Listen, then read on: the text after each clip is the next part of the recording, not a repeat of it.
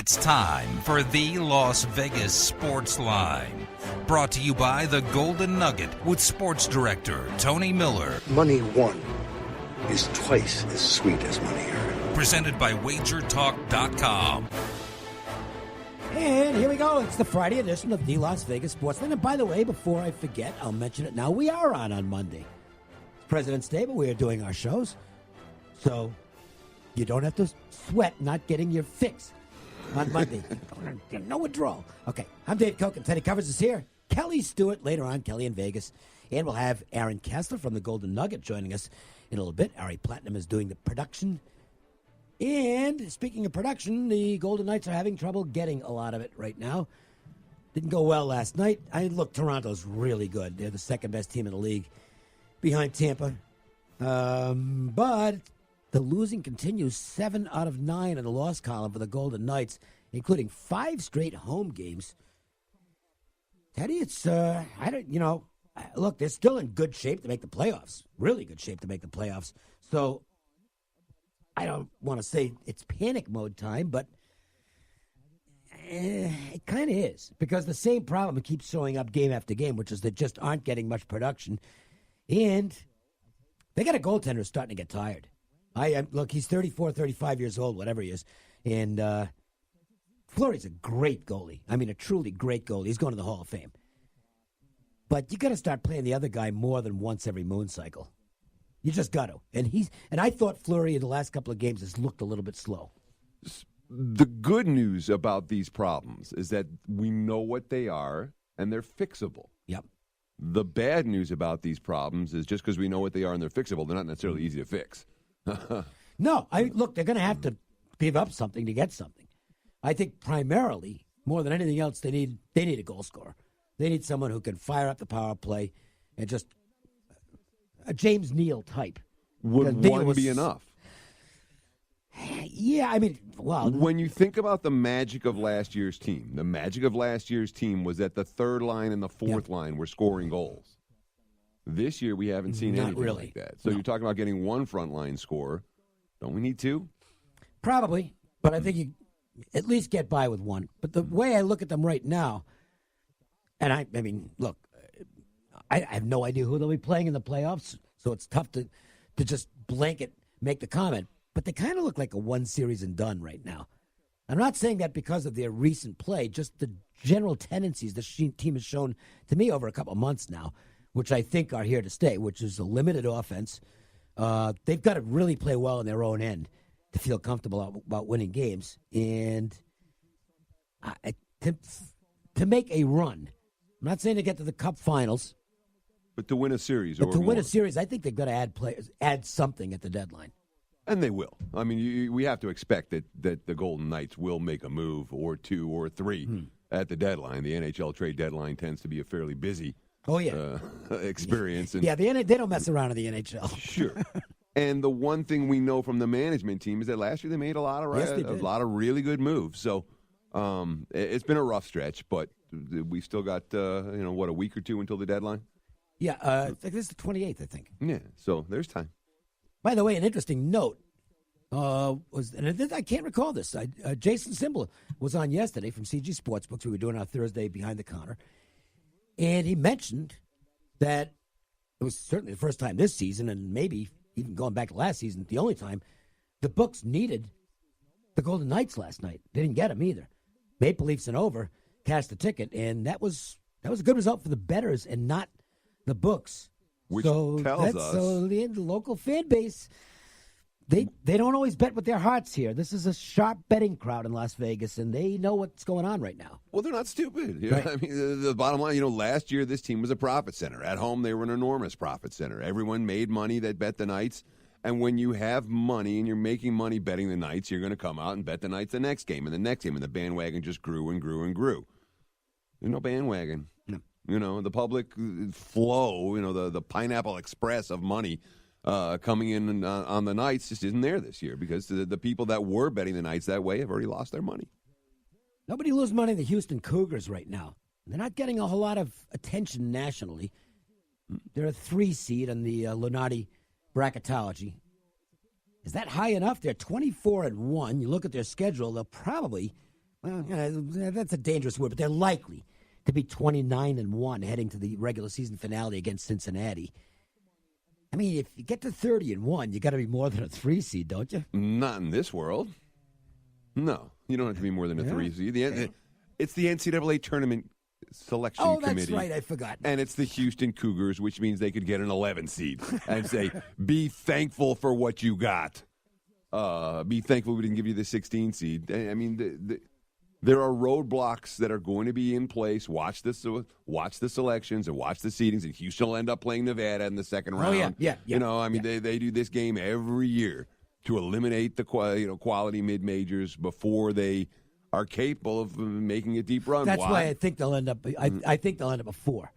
So they have to go against a 1 in the Sweet 16 in the round of Sweet 16. Sure. I mean, where do you think a team like Houston caps out at? Where do they max out? Are they Final Four capable if everything breaks right for them? I don't know. I'm starting. I don't to wonder. see it. I certainly think they're Sweet 16. Sure, capable. they could win 2 games the first weekend. Well, beyond that, then if you get lucky, you can get to the Final Four.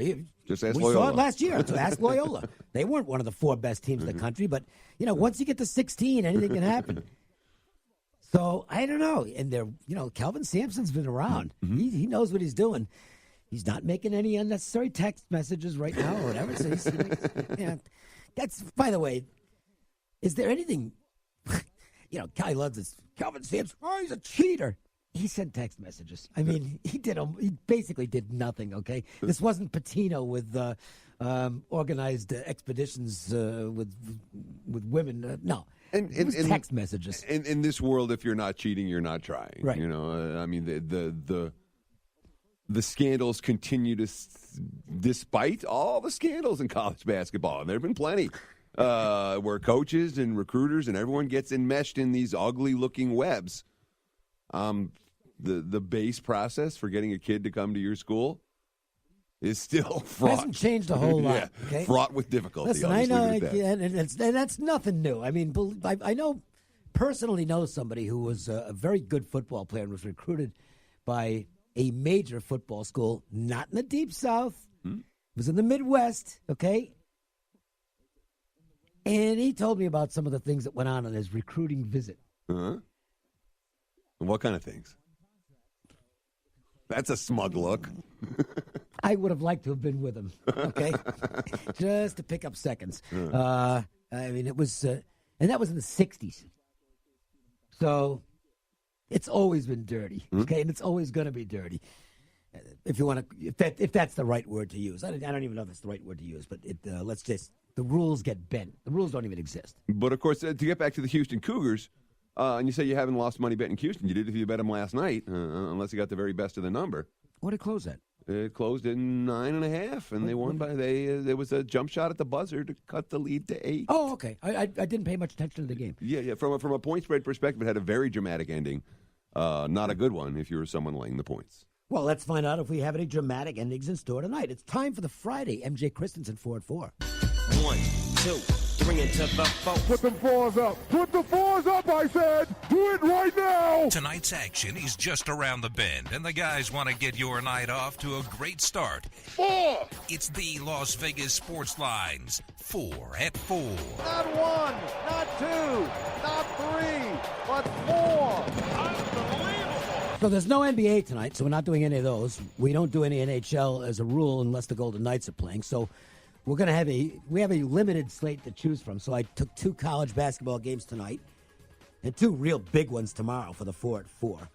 And we will talk about one other game tonight because it's a game I have some information that I can pass along and hopefully get people on the right side of it. I think they'll be on the same side I'm on. Let's put it that way. We'll begin with Harvard and Princeton. And Harvard, things are looking up for the Crimson, and that's because Bryce Aiken is back after his long, long absence due to injury. He missed most of last season and then most of this season. Now he's got a few games under his belt, and he's starting to look like Bryce Aiken once again. And this guy was the Ivy League Freshman of the Year a couple of years ago. Was off to a great start in his sophomore season before he got hurt. And Aiken's back to resembling the player he used to be. This is a guy who can play at the next level. He's that good. Princeton, a little bit weird. Their best player, Kennedy, got suspended for an off-the-court incident. The team actually played really well while he was out. He's come back, and the team hasn't played as well. So, it can be one of those chemistry disturbers. I think I kind of lean a little bit to Harvard here. Well, all that being said, Princeton was playing just fine. They'd won 7 in a row. They'd covered their last 5 line games. In the last 2 on the road, they lost a poorly played game at Yale, and then another one that wasn't particularly good. But those were also Brown. Kennedy's first 2 games back. Sure, which, you don't want to say it was the kid. You don't want to say it wasn't the kid. But I'm not. Tonight's the game we find out if there really is some kind of a chemistry issue, In both of those games, against Brown and against Yale, I would call them uninspired defensive efforts, atypical defensive efforts. And they have to play good defense because one thing Princeton, and they've been consistent in this regard all season long, they can't shoot.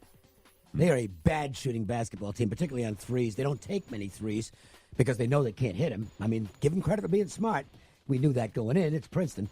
But they are not good from outside, so they have to work the ball inside, and they've got to have good offensive flow to succeed and play good defense. That will be the key tonight.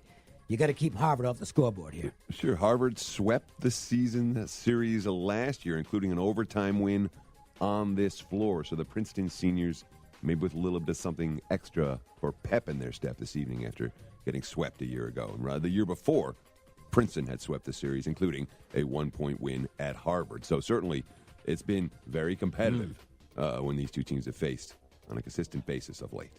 A little Sun Belt action. We rarely delve into the Sun Belt, but they've got a national TV spot tonight. So we'll take a look at Troy and Georgia Southern matching up. Georgia Southern, the better team, but not by a massive amount. I don't think anybody's better than anybody by a massive amount in that conference, and therefore, except at the very bottom of the league, we've gotten a lot of, actually at the bottom of the league, too, because Appalachian State is in last place, and they actually have been very competitive.